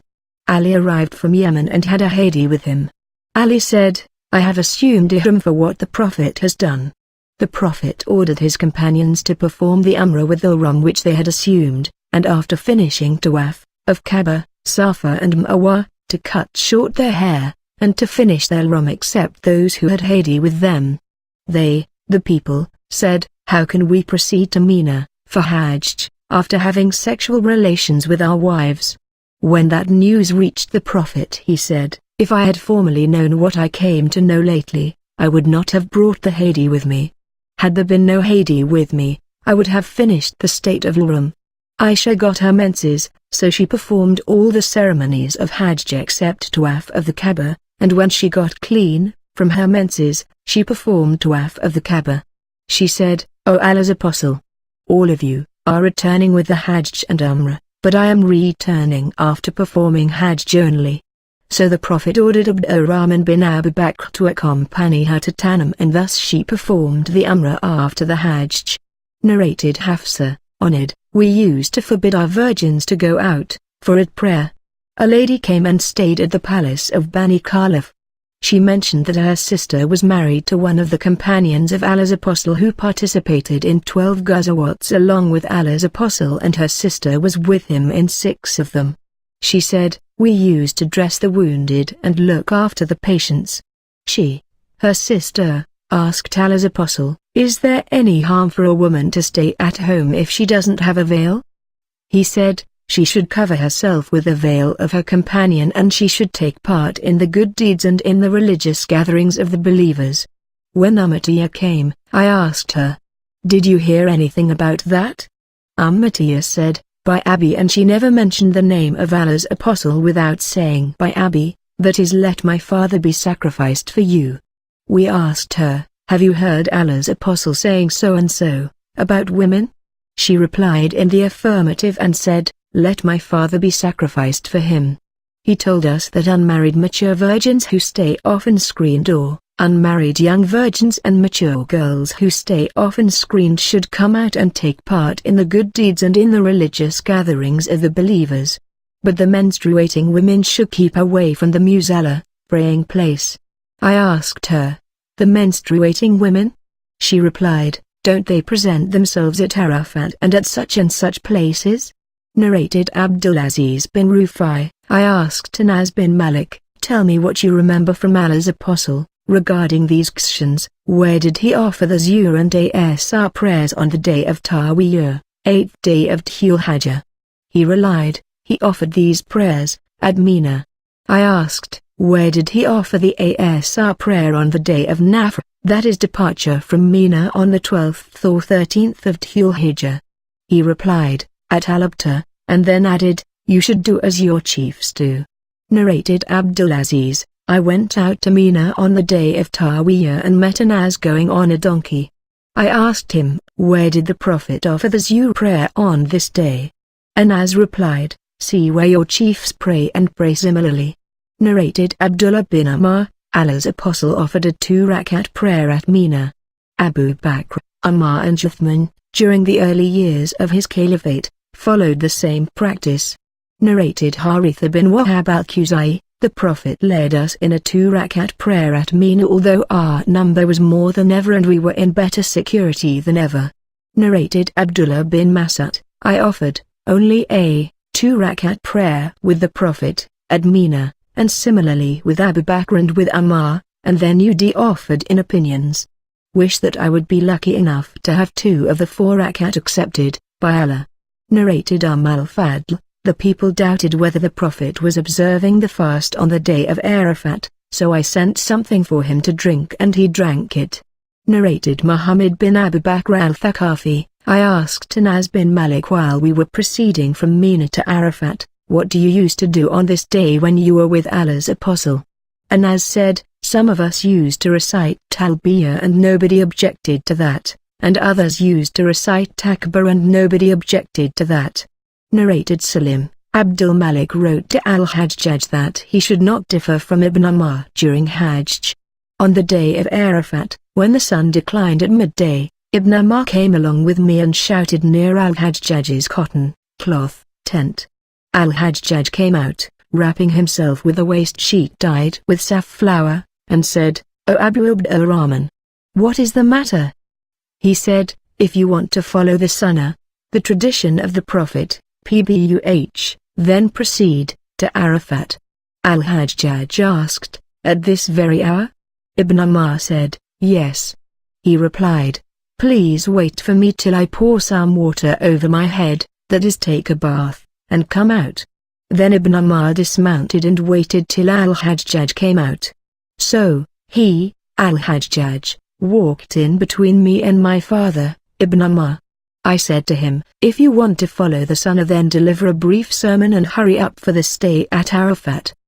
He started looking at Abdullah, Ibn Umar, inquiringly, and when Abdullah noticed that, he said that he had told the truth. Narrated al-Fadl bint al-Harith, on the day of Arafat, some people who were with me, differed about the fasting of the Prophet, Pbuh. Some said that he was fasting while others said that he was not fasting. So I sent a bowl full of milk to him while he was riding his camel, and he drank that milk. Narrated Salim bin Abdullah bin Umar, Abdul Malik bin Marwan wrote to Al-Hajjaj that he should follow Abdullah bin Umar in all the ceremonies of Hajj. So when it was the day of Arafat, 9th of Dhul Hijjah, and after the sun has deviated or has declined from the middle of the sky, I and Ibn Umar came and he shouted near the cotton cloth tent of Al-Hajjaj, "Where is he?" Al-Hajjaj came out. Ibn Umar said, "Let us proceed to Arafat." Al-Hajjaj asked, "Just now?" Ibn Umar replied, "Yes." Al-Hajjaj said, "Wait for me till I pour water on me, that is, take a bath." So, Ibn Umar dismounted, and waited till Al-Hajjaj came out. He was walking between me and my father. I informed Al-Hajjaj, "If you want to follow the Sunnah today, then you should shorten the sermon and then hurry up for the stay at Arafat." Ibn Umar said, "He, Salim, has spoken the truth." Narrated Muhammad bin Jubair bin Mut'im, "My father said, before Islam, I was looking for my camel." The same narration is told by a different sub-narrator. Jubair bin Mut'im said, "My camel was lost and I went out in search of it on the day of Arafat, and I saw the Prophet standing in Arafat. I said to myself, by Allah, he is from the Hums." Literally, strictly religious. Quraysh were called so, as they used to say, "We are the people of Allah, we shall not go out of the sanctuary." What has brought him here? Narrated Awah, during the pre-Islamic period of ignorance, the people used to perform tawaf of the Kaaba naked except the Hums, and the Hums were Quraysh and their offspring.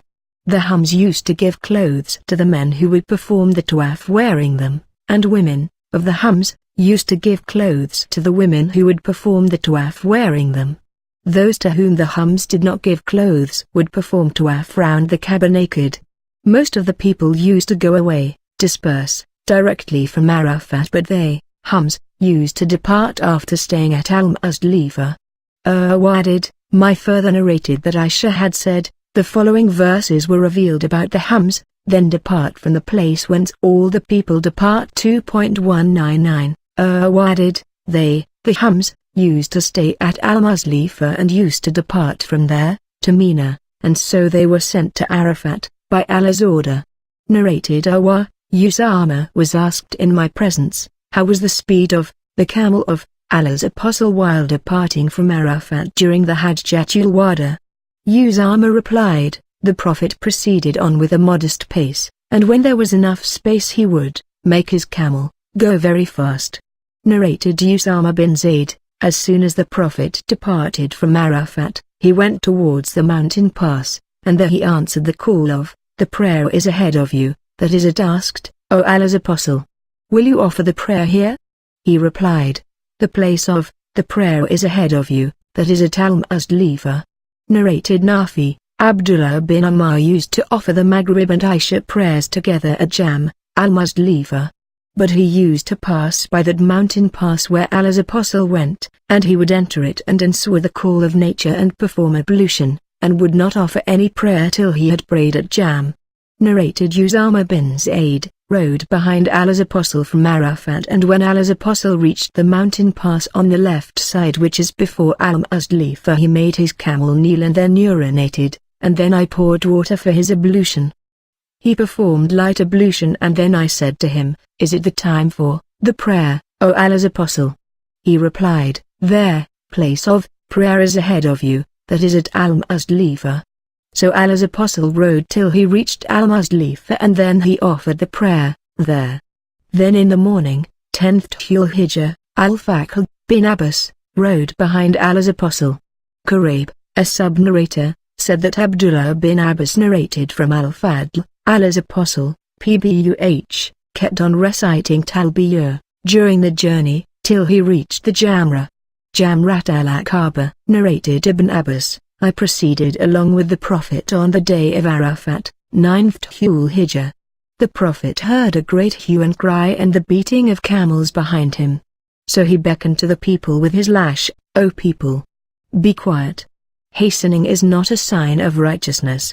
Narrated Usama bin Zayd, Allah's apostle proceeded from Arafat and dismounted at the mountainous pass and then urinated and performed a light ablution. I said to him, "Shall we offer the prayer?" He replied, "The prayer is ahead of you, that is at Al-Muzdalifah." When he came to Al-Muzdalifah, he performed a perfect ablution. Then Iqamah for the prayer was pronounced and he offended the Maghrib prayer, and then every person made his camel kneel at his place, and then Iqamah for the prayer was pronounced and he offered the Isha prayer, and he did not offer any prayer in between them, that is Maghrib and Isha prayers. Narrated Ibn Umar, the Prophet offered the Maghrib and Isha prayers together at Jam, that is al-Muzdalifah, with a separate iqamah for each of them, and did not offer any optional prayer in between them or after each of them. Narrated Abu Ayyub al-Ansari, Allah's Apostle offered the Maghrib and Isha prayers together at al-Muzdalifah. Narrated Abdurrahman bin Yazid, Abdullah performed the Hajj and we reached al-Muzdalifah at or about the time of the Isha prayer. He ordered a man to pronounce the adhan and iqamah, and then he offered the Maghrib prayer and offered 2 rakat after it. Then he asked for his supper and took it, and then, I think, he ordered a man to pronounce the adhan and iqamah, for the Isha prayer. Amr, a sub-narrator said. The intervening statement, I think, was said by the sub-narrators Yuha, that is not by Abdurrahman. Then Abdullah offered 2 rakat of Isha prayer. When the day dawned, Abdullah said, the Prophet never offered any prayer at this hour except this prayer at this time and at this place and on this day. Abdullah added, these 2 prayers are shifted from their actual times. The Maghrib prayer is offered when the people reached al-Muzdalifah, and the Fajr, morning, prayer at the early dawn. Abdullah added, I saw the Prophet doing that. Narrated Salim, Abdullah bin Umar used to send the weak among his family early to Mina. So they used to depart from al-Mashar al-Haram, that is al-Muzdalifah, at night, when the moon had set, and invoke Allah as much as they could, and then they would return to Mina, before the Imam had started from al-Muzdalifah to Mina. So some of them would reach Mina at the time of the Fajr prayer and some of them would come later. When they reached Mina they would throw pebbles on the Jamrat al-Aqaba. Ibn Umar used to say, Allah's Apostle gave the permission to them, weak people, to do so. Narrated Ibn Abbas, Allah's Apostle had sent me from Jam, that is al-Muzdalifah, at night. Narrated Ibn Abbas, I was among those whom the Prophet sent on the night of al-Muzdalifah, early being among the weak members of his family. Narrated Abdullah, the slave of Isma, during the night of Jam, Isma got down at al-Muzdalifah and stood up for offering the prayer and offered the prayer for some time and then asked, O my son, has the moon set? I replied in the negative, and she again prayed for another period and then asked, has the moon set? I replied, yes. So she said that we should set out for Mina, and we departed and went on till she threw pebbles at the Jamrat al-Aqaba, and then she returned to her dwelling place and offered the morning prayer. I asked her, O you, I think we have come to Mina early in the night. She replied, O my son, Allah's Apostle gave permission to the women to do so. Narrated Aisha, Sauda asked the permission of the Prophet to leave earlier at the night of Jam, and she was a fat and very slow woman. The Prophet gave her permission. Narrated Aisha, we got down at al-Muzdalifah and Sauda asked the permission of the Prophet to leave early, before the rush of the people. She was a slow woman and he gave her permission, so she departed from al-Muzdalifah, before the rush of the people. We kept on staying at al-Muzdalifah till dawn, and set out with the Prophet, but I suffered so much that I wished I had taken the permission of Allah's Apostle as Sauda had done, and that would have been dearer to me than any other happiness. Narrated Abdullah, I never saw the Prophet offering any prayer not at its stated time except 2.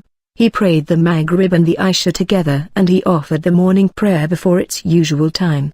Narrated Abdurrahman bin Yazid, I went out with Abdullah to Mecca, and when we proceeded to he offered the 2 prayers, the Maghrib and the Isha, together, making the adhan and iqamah separately for each prayer. He took his supper in between the 2 prayers. He offered the Fajr prayer as soon as the day dawned. Some people said, the day had dawned at the time of the prayer, and others said, the day had not dawned. Abdullah then said, Allah's Apostle said, these 2 prayers have been shifted from their stated times at this place only, at al-Muzdalifah, first, the Maghrib and the Isha. So the people should not arrive at al-Muzdalifah till the time of the Isha prayer has become due.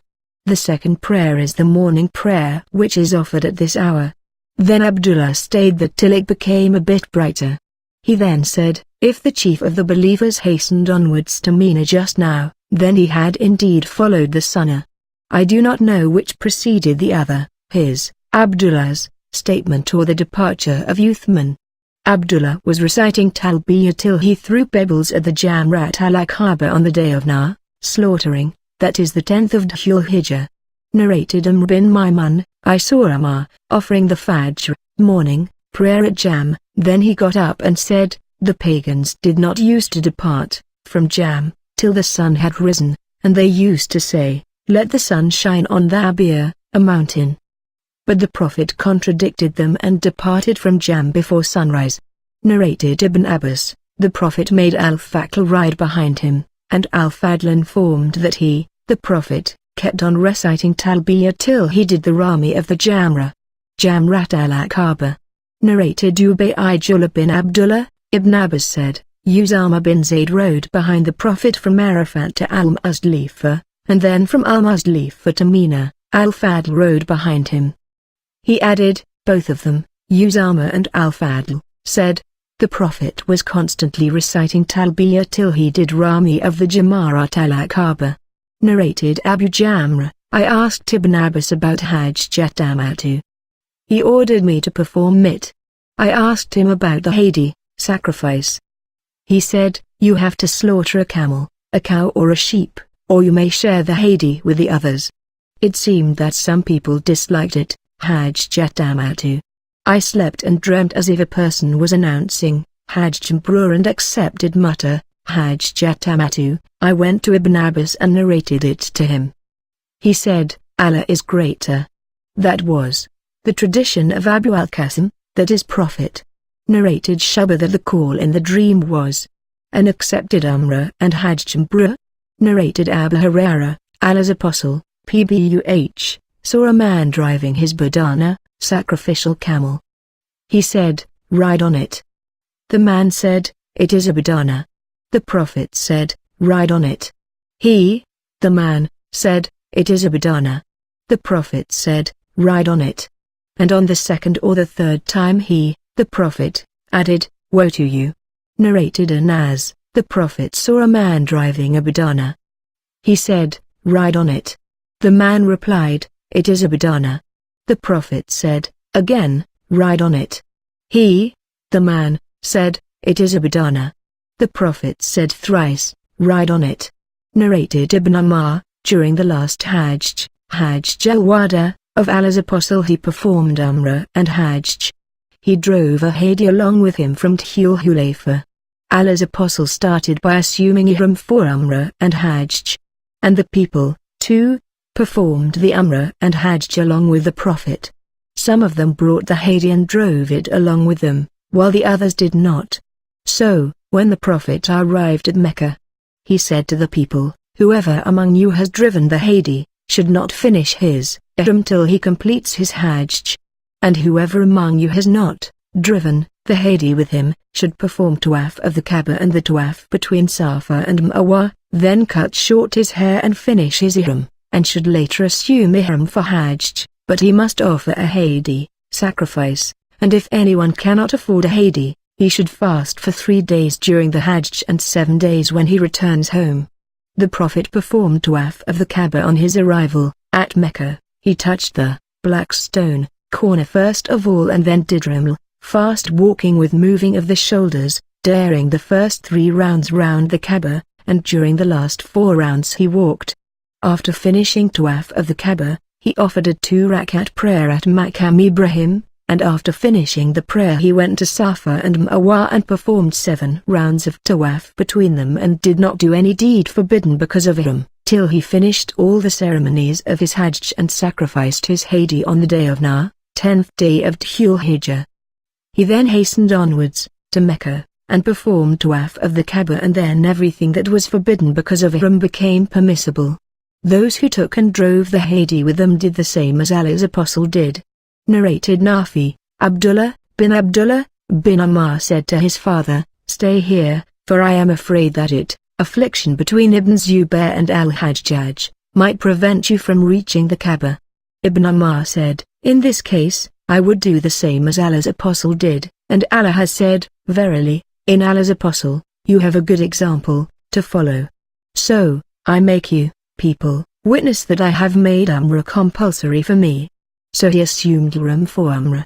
Then he went out, and when he reached Al-Baidah, he assumed ihram for Hajj and Umrah together, and said, the conditions, requisites, of Hajj and Umrah are the same. He then brought a hadi from Qudayd.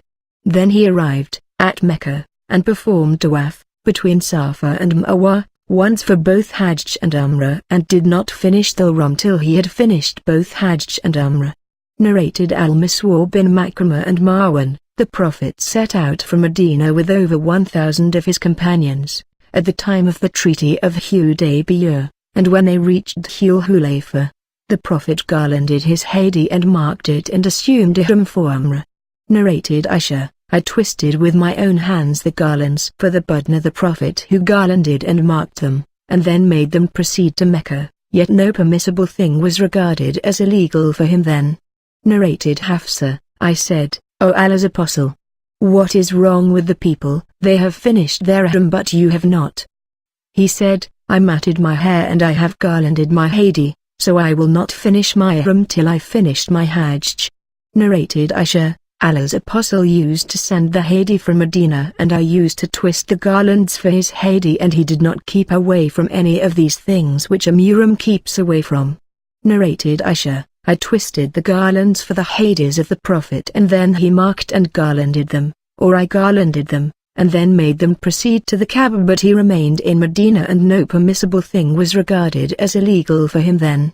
Narrated Abdullah bin Abu Bakr bin Amr bin Hazm, that Amr bint Abdurrahman had told him, Zayd bin Abu Sufyan wrote to Aisha that Abdullah bin Abbas had stated, whoever sends his hadi to the Kaaba, all the things which are illegal for a pilgrim, become illegal for that person till he slaughters it, that is till the 10th of Dhul Hijjah. Amr added, Aisha said, it is not like what Ibn Abbas had said, I twisted the garlands of the hadis of Allah's Apostle with my own hands. Then Allah's Apostle put them round their necks with his own hands, sending them with my father, yet nothing permitted by Allah was considered illegal for Allah's Apostle till he slaughtered the hadis. Narrated Aisha, once the Prophet sent sheep as hadi. Narrated Aisha, I used to make the garlands for the hadis of the Prophet, and he would garland the sheep with them, and would stay with his family as a non-muhrim. Narrated Aisha, I used to twist the garlands for the sheep of the Prophet, and he would send them to the Kaaba, and stay as a non-muhrim. Narrated Aisha, I twisted the garlands for the hadis of the Prophet before he assumed ihram. Narrated Aisha, I twisted the garlands of the hadis from the wool which was with me. Narrated Ikrimah, Abu Hurairah said, the Prophet saw a man driving a badana, sacrificial camel. The Prophet, Pbuh, said to him, ride on it. He replied, it is a badana. The Prophet again said, ride on it. Abu Hurairah added, then I saw that man riding it, showing obedience to the Prophet, Pbuh, and a shoe was hanging from its neck.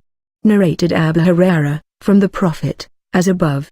Narrated Ali, Allah's Apostle ordered me to give in charity the skin and the coverings of the budden which I had slaughtered. Narrated Nafi, Ibn Umar intended to perform Hajj in the year of the Hajj of Al-Haruriyah during the rule of Ibn az-Zubair. Some people said to him, it is very likely that there will be a fight among the people, and we are afraid that they might prevent you from performing Hajj. He replied, verily, in Allah's Apostle there is a good example for you to follow.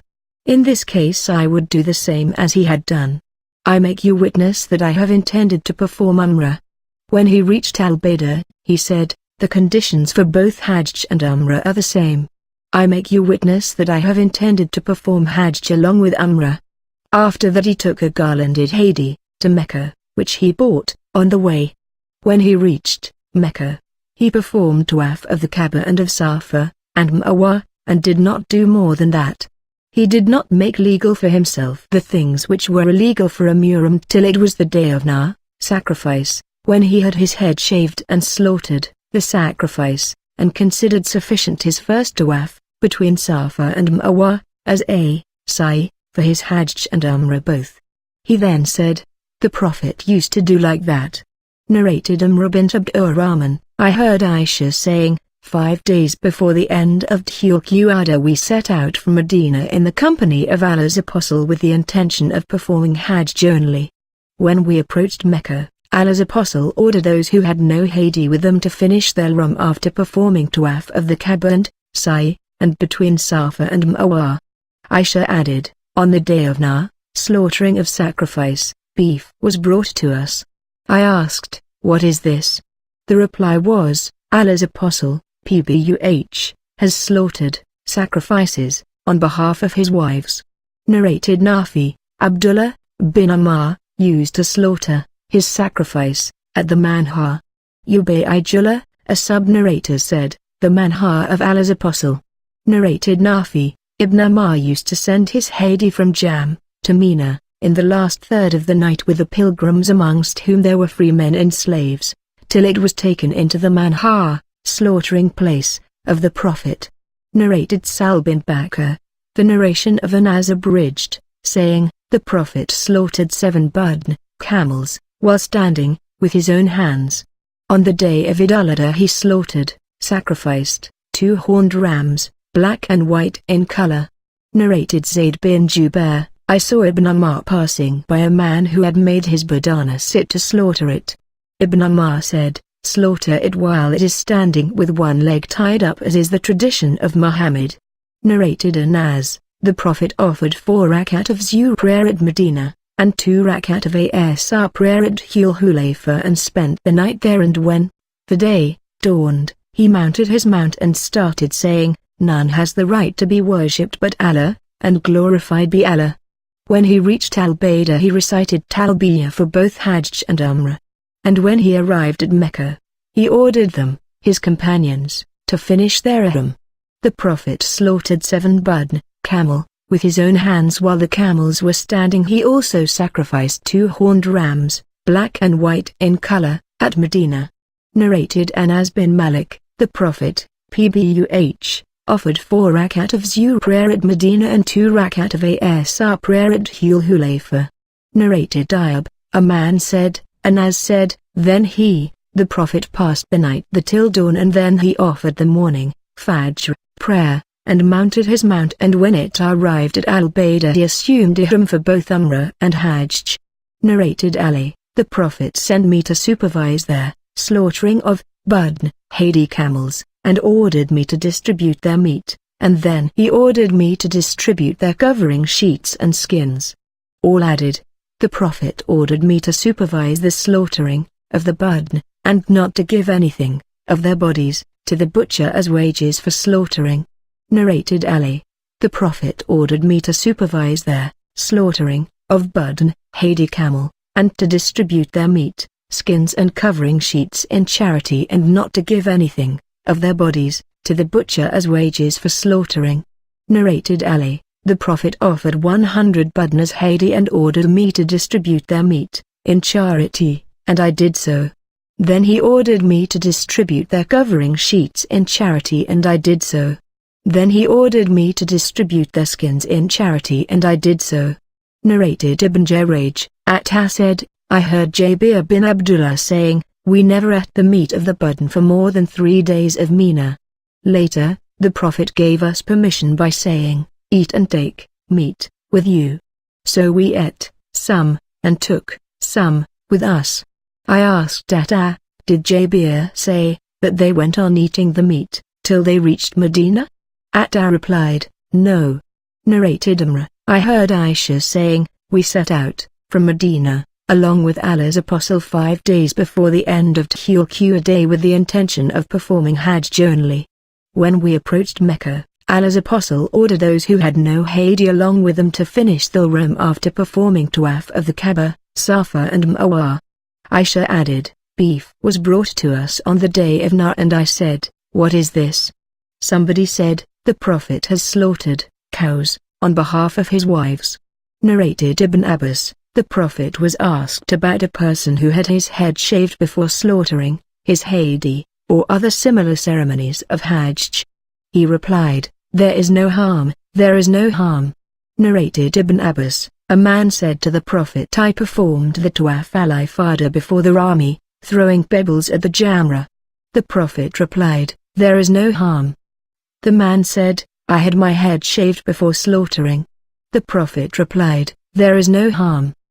He said, I have slaughtered the Hadi before the Rami.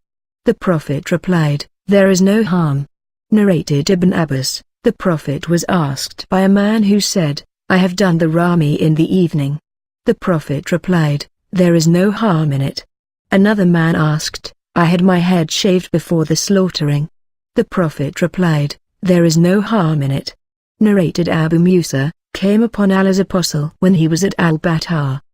He asked me, have you intended to perform the Hajj? I replied in the affirmative. He asked, for what have you assumed ihram?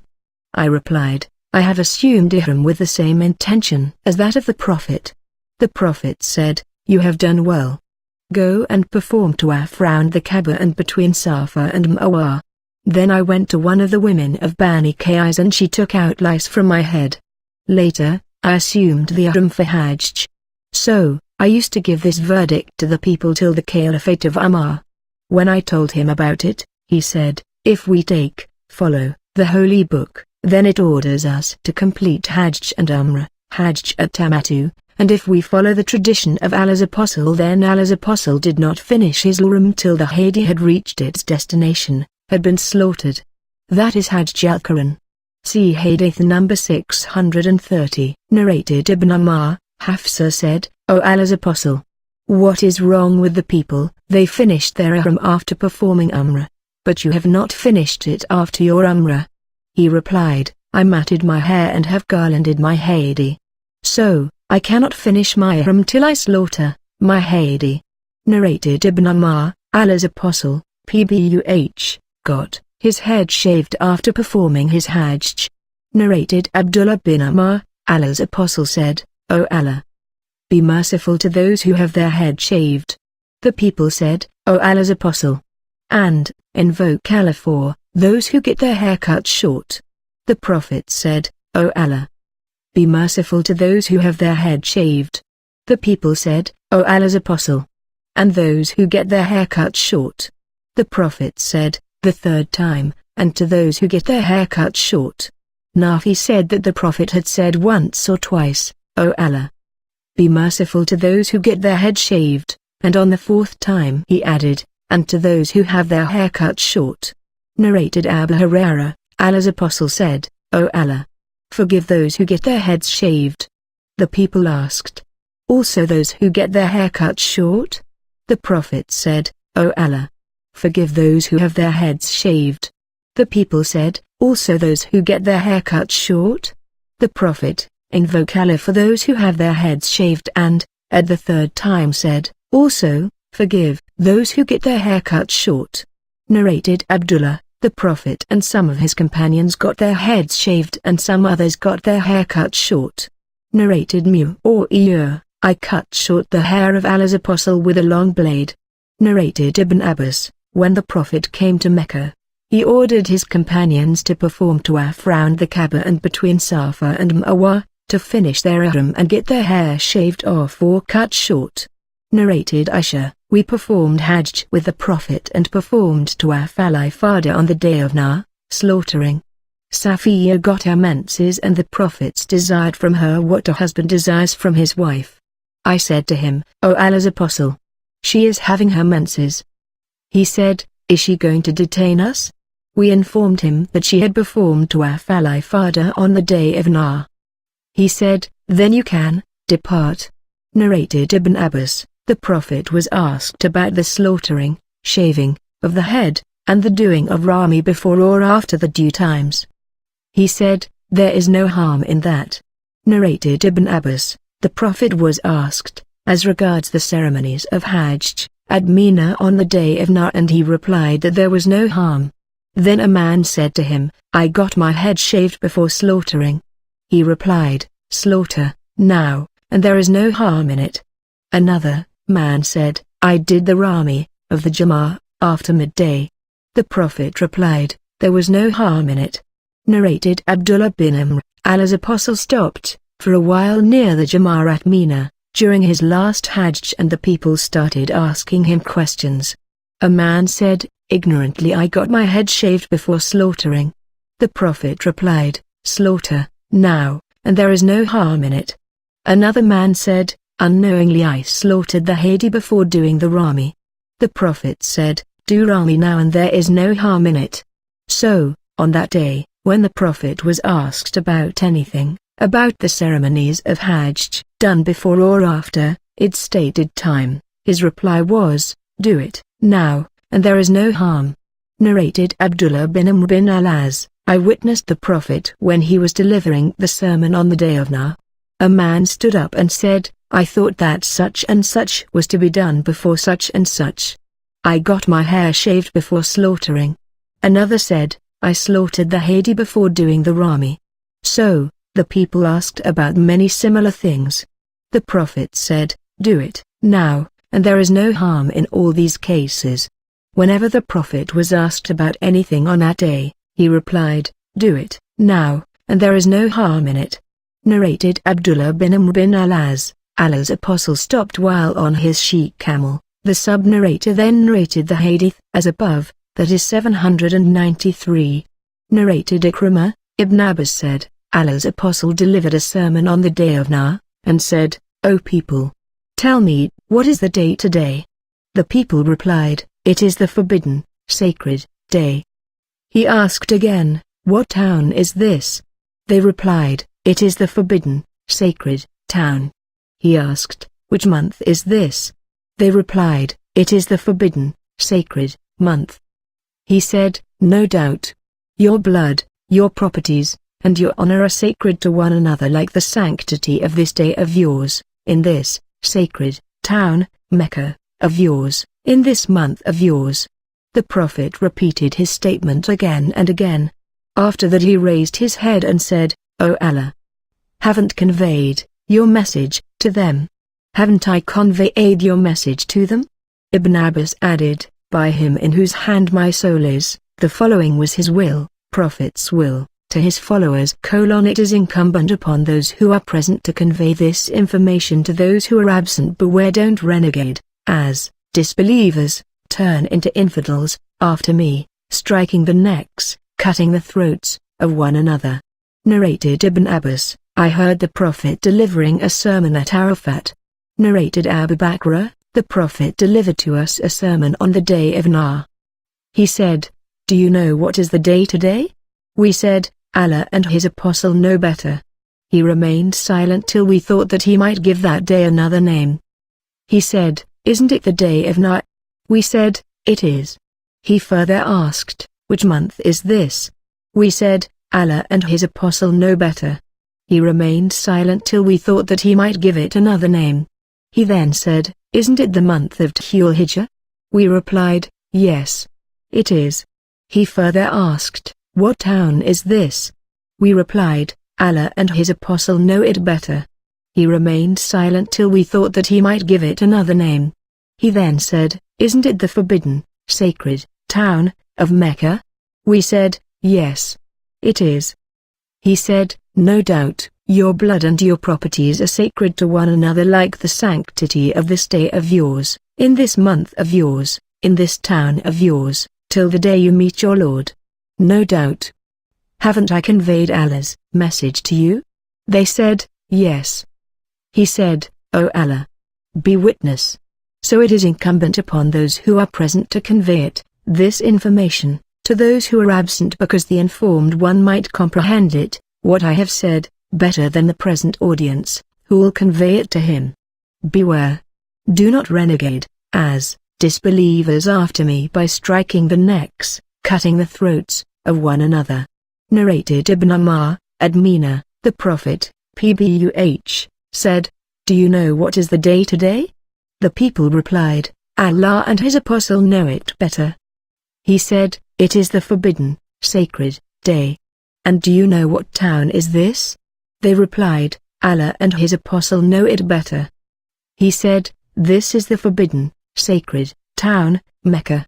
And do you know which month is this?' The people replied, 'Allah and his apostle know it better.' He said, 'This is the forbidden, sacred month.' The Prophet added, 'No doubt, Allah made your blood, your properties, and your honor sacred to one another like the sanctity of this day of yours in this month of yours in this town of yours.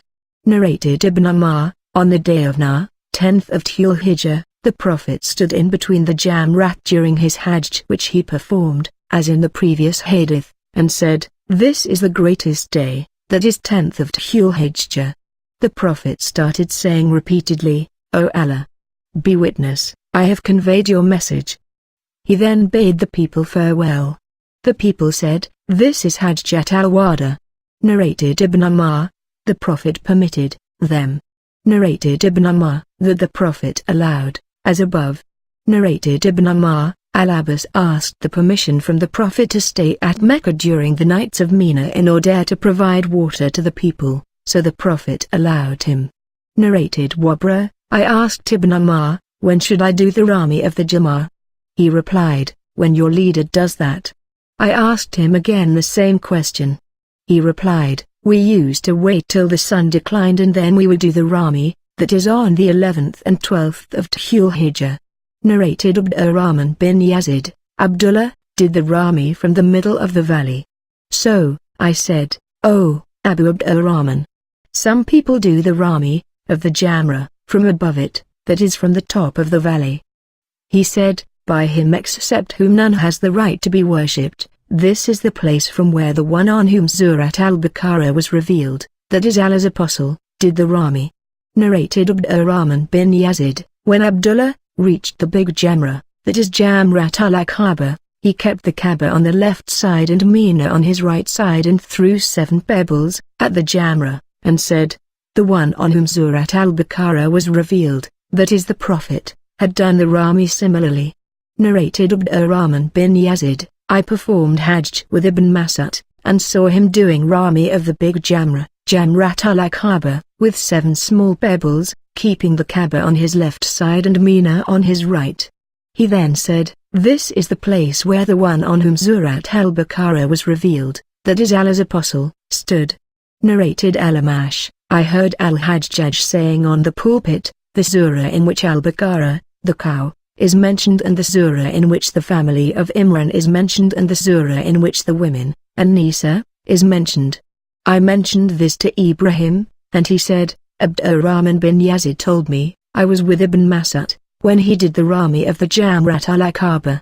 He went down the middle of the valley, and when he came near the tree, which was near the Jamrah, he stood opposite to it and threw 7 small pebbles and said, Allahu Akbar on throwing every pebble.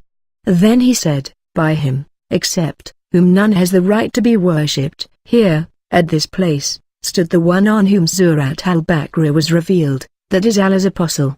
Narrated Salim, Ibn Umar used to do Rami of the Jamrat Udunya, the Jamrah near to the Cave Mosque, with 7 small stones and used to recite Takbir on throwing every pebble. He then would go ahead till he reached the level ground where he would stand facing the Qibla for a long time to invoke Allah, while raising his hands, while invoking. Then he would do Rami of the Jamrat al-Wusta, middle Jamrah, and then he would go to the left towards the middle ground, where he would stand facing the Qibla. He would remain standing there for a long period to invoke Allah, while raising his hands, and would stand there for a long period. Then he would do Rami of the Jamrat al-Aqaba from the middle of the valley, but he would not stay by it, and then he would leave and say, I saw the Prophet doing like this. Narrated Salim bin Abdullah, Abdullah bin Umar used to do Rami of the Jamrat Udunya with 7 small pebbles and used to recite Takbir on throwing each stone. He, then, would proceed further till he reached the level ground, where he would stay for a long time, facing the Qibla to invoke Allah, while raising his hands. Then he would do Rami of the Jamrat al-Wusta similarly and would go to the left towards the level ground, where he would stand for a long time facing the Qibla to invoke Allah, while raising his hands. Then he would do Rami of the Jamrat al-Aqaba from the middle of the valley, but he would not stay by it. Ibn Umar used to say, I saw Allah's apostle doing like that. Narrated Abdurrahman bin al-Qasim, I heard my father who was the best man of his age, saying, I heard Aisha saying, I perfumed Allah's apostle with my own hands before finishing his ihram while yet he has not performed Tawaf al-Ifada. She spread her hands, while saying so, Narrated Ibn Abbas, the people were ordered to perform the Tawaf of the Kaaba, Tawaf al-Wada, as the lastly thing, before leaving Mecca, except the menstruating women who were excused. Narrated Anas bin Malik, the Prophet offered the Zuhr, Asr, Maghrib and the Isha prayers and slept for a while at a place called Al-Muhasab and then rode to the Kaaba and performed Tawaf around it. Narrated Aisha, Safiya bint Huyai, the wife of the Prophet got her menses, and Allah's apostle was informed of that. He said, would she delay us? The people said, she has already performed Tawaf al-Ifada. He said, therefore she will not delay us. Narrated Ikrimah, the people of Medina asked Ibn Abbas about a woman who got her menses after performing Tawaf al-Ifada. He said, she could depart from Mecca. They said, we will not act on your verdict and ignore the verdict of Zayd. Ibn Abbas said, when you reach Medina, inquire about it. So, when they reached Medina they asked about that. One of those whom they asked was Sulaim. She told them the narration of Safiya, 812. Narrated Ibn Abbas, a menstruating woman was allowed to leave Mecca if she had done Tawaf al-Ifada. Taus, a sub-narrator, said from his father, I heard Ibn Umar saying that she would not depart. Then later I heard him saying that the Prophet had allowed them, menstruating women, to depart. Narrated Aisha, we set out with the Prophet with the intention of performing Hajj only. The Prophet reached Mecca and performed Tawaf of the Kaaba and between Safa and Marwa and did not finish the Ihram, because he had the Hadi with him. His companions and his wives performed Tawaf of the Kaaba and between Safa and Marwa, and those who had no Hadi with them finished their Ihram. I got the menses and performed all the ceremonies of Hajj. So, when the night of Hasba, night of departure, came, I said, O Allah's Apostle, all your companions are returning with Hajj and Umrah except me. He asked me, didn't you perform Tawaf of the Kaaba, Umrah, when you reached Mecca? I said, no. He said, go to Tanam with your brother Abdurrahman, and assume Ihram for Umrah and I will wait for you at such and such a place.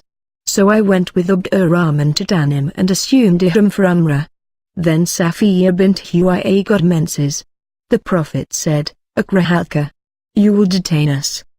Didn't you perform Tawaf al-Ifada on the day of slaughtering? She said, yes, I did. He said, then there is no harm, depart. So I met the Prophet when he was ascending the heights towards Mecca and I was descending, or vice versa. Narrated Abdulaziz bin Rufai, I asked Anas bin Malik, tell me something you have observed about the Prophet concerning where he offered the Zuhr prayer on the day of Tarwiyah, 8th Dhul Hijjah. Anas replied, he offered it at Mina. I said, where did he offer the Asr prayer on the day of Nafr, day of departure from Mina? He replied, at Al-Abtar, and added, you should do as your leaders do. Narrated Anas bin Malik, the Prophet offered the Zuhr, Asr, Maghrib and Isha prayers and slept for a while at a place called Al-Muhasab and then he rode towards the Kaaba and performed Tawaf al-Wada. Narrated Aisha, that is Al-Abtar, was a place where the Prophet used to camp so that it might be easier for him to depart. Narrated Ibn Abbas, staying at Al-Muhasab is not one of the ceremonies of Hajj, but Al-Muhasab is a place where Allah's Apostle camped during his Hajj at Al-Wida. Narrated Nafi, Ibn Umar used to spend the night at Dituwa in between the two Thaniyas and then he would enter Mecca through the Thaniya which is at the higher region of Mecca, and whenever he came to Mecca for Hajj or Umrah, he never made his she-camel kneel down except near the gate of the Masjid, sacred mosque, and then he would enter it, and go to the black stone corner and start from there circumambulating the Kaaba 7 times, hastening in the first 3 rounds, Ruml, and walking in the last 4. On finishing, he would offer 2 rakat prayer and set out to perform Tawaf between Safa and Marwa before returning to his dwelling place. On returning to Medina, from Hajj or Umrah, he used to make his camel kneel down at Al-Baytha which is at Dhul Hulayfa, the place where the Prophet used to make his camel kneel down. Narrated Khalid bin al-Harith, Ubaydullah was asked about Al-Muhasab. Ubaydullah narrated, Nafi said, Allah's apostles, Ammar and Ibn Ammar camped there. Nafi added, Ibn Ammar used to offer the Zuhr and Asr prayers at it, that is Al-Muhasab. I think he mentioned the Maghrib prayer also. I said, I don't doubt about Aisha, that is he used to offer it there also, and he used to sleep there for a while. He used to say, the Prophet used to do the same. Narrated Ibn Abbas, Tulmajats and Ukaz were the markets of the people during the pre-Islamic period of ignorance. When the people embraced Islam, they disliked to do bargaining there till the following holy verses were revealed: There is no harm for you if you seek of the bounty of your Lord, during Hajj by trading, etc. 2.198 Narrated Aisha, Safiya got her menses on the night of Nafr, departure from Hajj, and she said, I see that I will detain you. The Prophet said, Akrahalka. Did she perform the tawaf on the day of slaughtering? Somebody replied in the affirmative. He said, then depart. Different narrators mention that, Aisha said, we set out with Allah's apostle, from Medina, with the intention of performing Hajj only. When we reached Mecca, he ordered us to finish the Ihram. When it was the night of Nafr, departure, Safiya bint Huwayy got her menses. The Prophet said, Halqa Ikra. I think that she will detain you, and added, did you perform the tawaf, al-ifada, on the day of slaughtering? She replied, yes. He said, then depart. I said, O Allah's apostle, I have not done the Umrah. He replied, perform Umrah from Tanim. My brother went with me and we came across the Prophet in the last part of the night. He said, wait at such and such a place.